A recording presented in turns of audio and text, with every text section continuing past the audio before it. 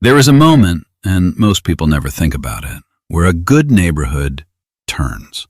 Not overnight, not because of one person. It happens the way rust eats metal, slowly, then all at once.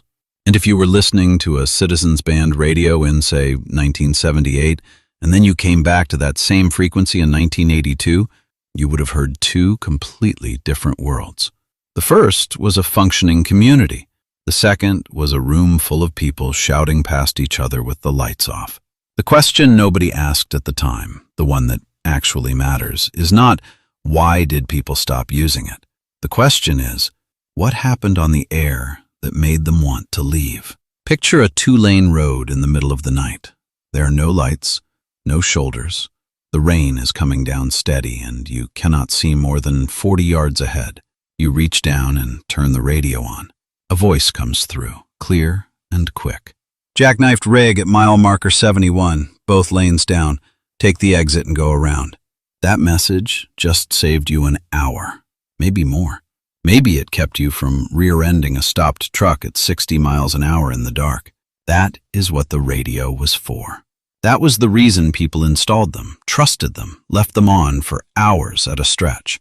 Useful information, passed freely between strangers. A kind of collective eye on the road that no single driver could have alone. Now picture that same channel 2 years later. You turn the dial. Immediately, 3 voices at once. One is telling a joke that has nothing to do with the road. Another is arguing with someone about something that happened last week. A third is just making noise, holding down the mic, broadcasting engine rumble and wind for no reason at all. Somewhere underneath that wall of sound, someone is trying to say there is black ice ahead. Nobody hears it. The message drowns, and the driver who needed it most keeps rolling at full speed into the dark. That is what happened, not in theory, on thousands of miles of American highway, for years. Let us back up. Citizens band radio came alive in the mid-1970s for reasons that were entirely practical. Fuel was scarce. Speed limits had dropped. Truckers needed to coordinate, to share information about where the fuel was, where the enforcement was, which routes made sense and which ones did not. The radio was the tool. It worked because the people using it had a shared purpose. They were driving the same roads, facing the same problems, and the channel was the connective tissue that held their daily work together. A driver outside of the trucking world could tune in and benefit from that same stream of real-time intelligence. Road conditions, weather, construction, speed traps. The information flowed because the people providing it had a reason to be accurate. Their livelihoods depended on it. Between 1974 and 1977, roughly 25 million radios were sold in the United States. The FCC was buried under license applications, processing them by the hundreds of thousands. The price of a decent mobile unit dropped to under $100, maybe $400 in today's terms. Electronics stores could not keep them on the shelves. 1 in 5 American adults had access to a unit by the time the boom peaked. That number is worth pausing on. 1 in 5. Nothing like it had ever happened in personal communications before. But here is the thing about a shared resource. When it is small and the people using it share a common goal, it governs itself. The channel stays clean because everyone on it needs it to stay clean. The old truckers knew the etiquette. You kept your transmissions short. You did not tie up the frequency with personal chatter. If someone called out a hazard, you listened. If you had information, you shared it and got off. There was a rhythm to it, almost a discipline. And it was enforced not by law but by mutual respect among people who understood that the channel only worked if everyone treated it that way. So what happens when 25 million new users arrive? The etiquette does not scale. It cannot. Think about it this way. If you have a quiet reading room in a library and 12 people use it every day, no signs are needed. Everyone knows the room is for reading. Now open the doors to 1,000 people. Some of them want to read. Some of them want to talk. Some of them think the room would be a good place to play music. Within a week, the readers are gone. Not because anyone told them to leave, because the room is no longer usable for what they came there to do. That is exactly what happened on the highway frequency. The truckers who built the culture, the ones who had made it work, who had turned it into something genuinely valuable, they watched it get overrun. The new users were not bad people mostly. They were curious. They were excited. They had just spent $100 on a radio and they wanted to use it. But using it, for many of them, did not mean sharing road conditions. It meant talking to anyone about anything for as long as they wanted, and that was enough to break it. A shared channel is a zero-sum space. Only one person can transmit at a time on a given frequency. When you key your microphone, everyone else on that channel within range is listening to you, whether they want to or not. And more importantly, while you are talking, nobody else can. Every second you spend chatting about your weekend or telling a joke or arguing with a stranger is a second that a safety message cannot get through. The math is brutal. In a major metro area by the late 1970s, a popular frequency might have dozens of people trying to transmit simultaneously. The result was not conversation. It was noise.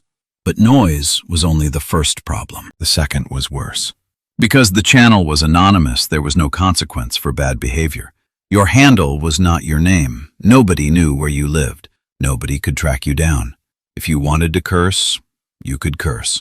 If you wanted to insult someone, you could insult them.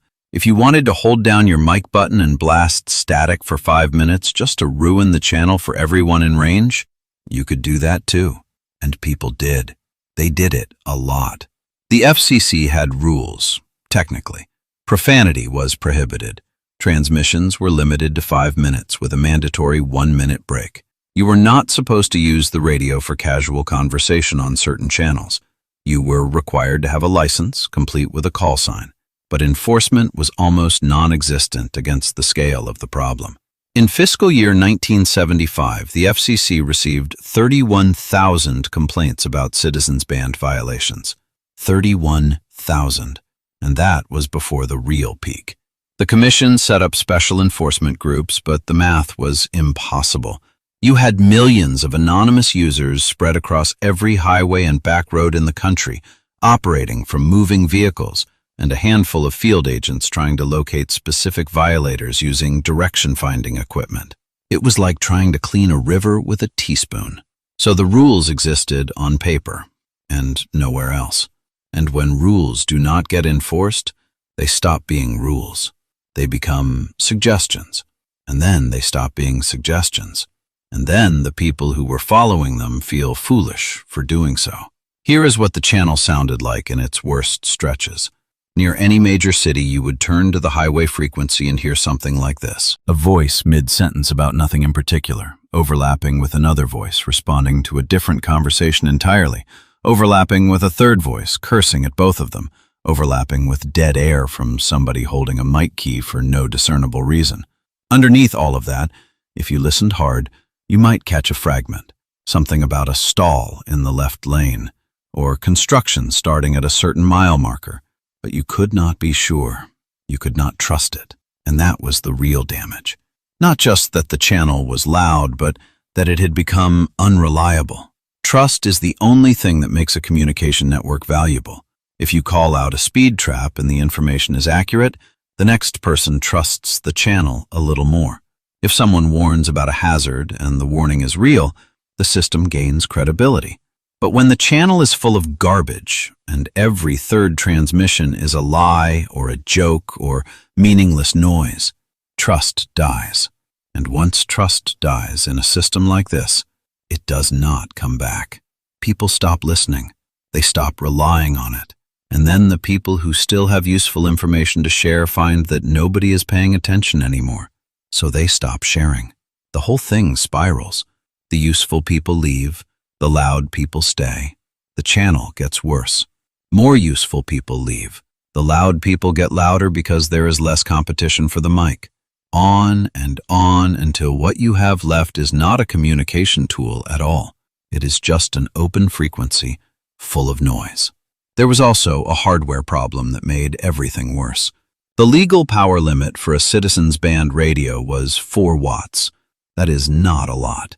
At 4 watts, your signal might carry 5 to 15 miles, depending on terrain, weather, and your antenna. But some operators did not want to play by those rules. They wanted to be louder. They wanted to reach further.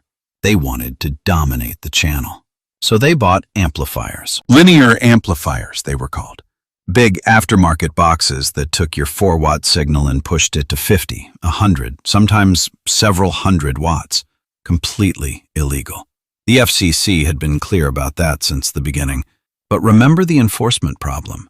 If you cannot catch people cursing on the air, you certainly cannot catch them running illegal power out of a truck cab rolling down the interstate. And an amplified signal does not just go further, it bleeds. The technical term is splatter.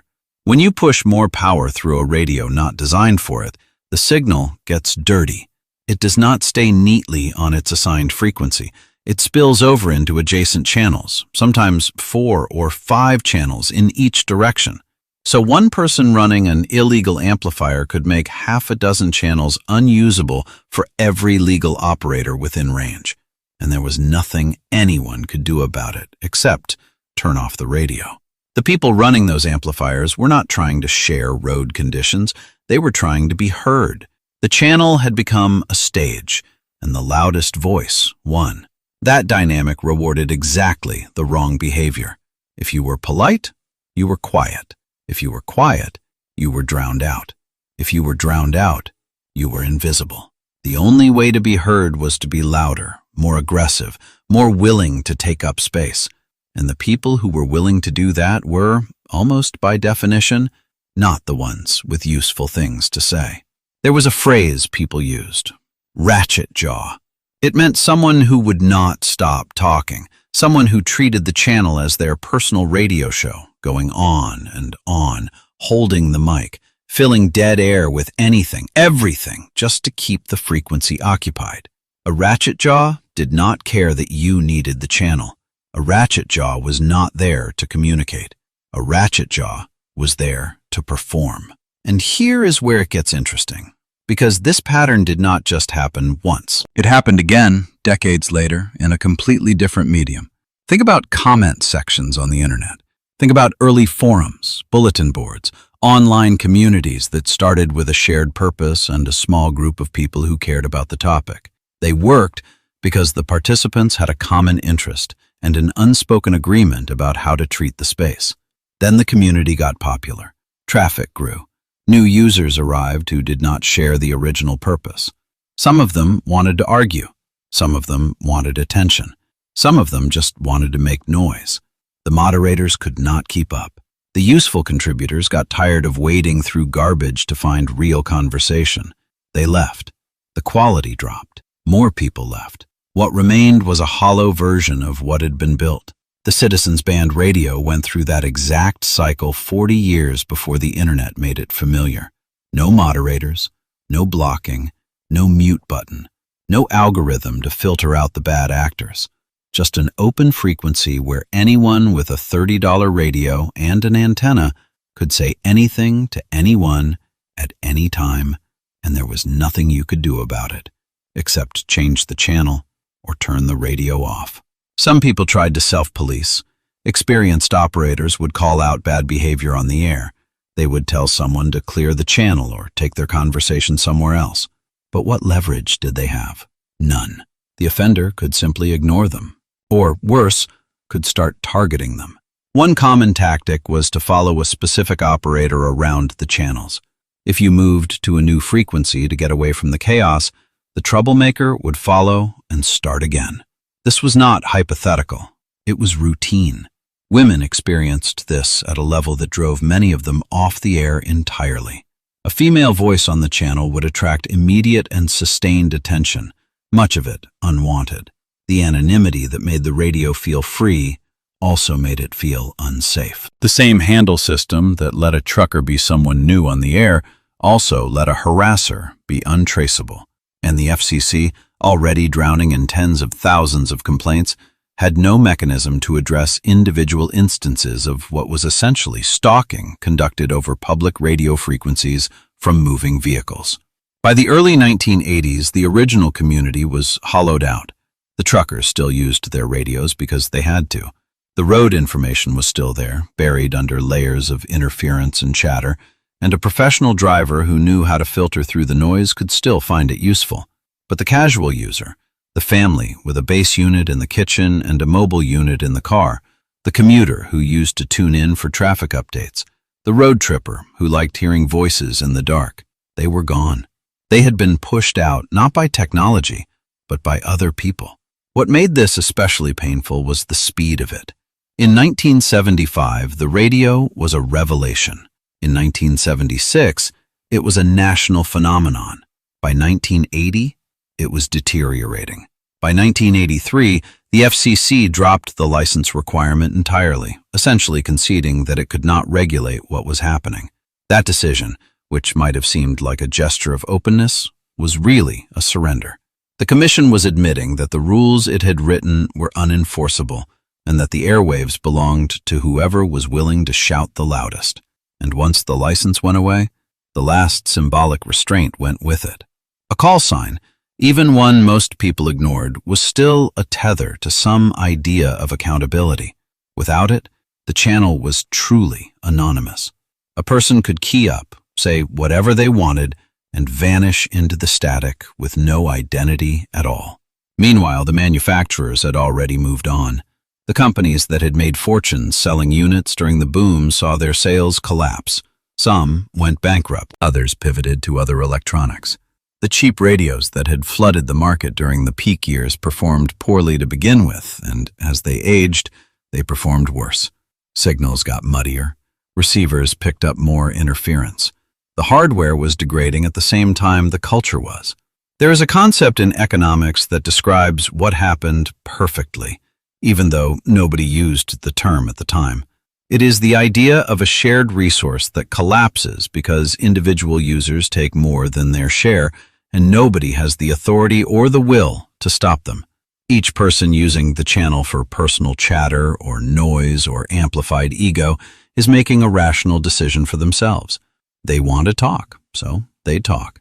But the sum of all those rational individual decisions destroys the resource for everyone. The highway frequency was not killed by any single loudmouth. It was killed by 20 million of them, each taking just a little more than the channel could sustain. And what replaced it? For the truckers, it was satellite communication, private, encrypted, one-to-one messaging systems that their companies installed in the cabs. For ordinary drivers, it was the cell phone, a private line, a direct connection, no audience, no interference, no stranger shouting over your conversation. The cell phone did not just offer a new technology, it offered an escape from the chaos of the shared channel. That is what people were really buying when they bought their first mobile phone. Not just convenience, privacy, the right to have a conversation that nobody else could hear or interrupt. There is something worth sitting with in that shift. The radio was communal. The phone was individual. The radio required sharing. The phone required nothing of the kind. The radio put you in a room with strangers and asked you to behave. The phone put you in a room by yourself and asked nothing at all. People chose the phone overwhelmingly. Not because they did not value community, but because the community on the radio had become intolerable. They were not choosing isolation, they were choosing peace. And that is the real story. Not that technology moved on, not that cell towers replaced antennas, not that satellites replaced skip propagation. The real story is that a shared space only works when the people in it care about keeping it usable for everyone.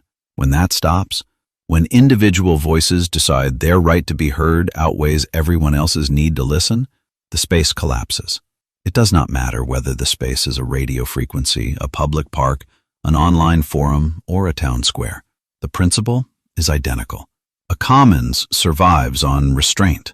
Without it, the loudest voice does not win the argument. It ends it by driving everyone else away. The highway frequency still exists. Truckers still monitor it. If you buy a unit today, $30 at most, no license needed, you can turn it on and listen. Near a busy interstate, you will hear voices.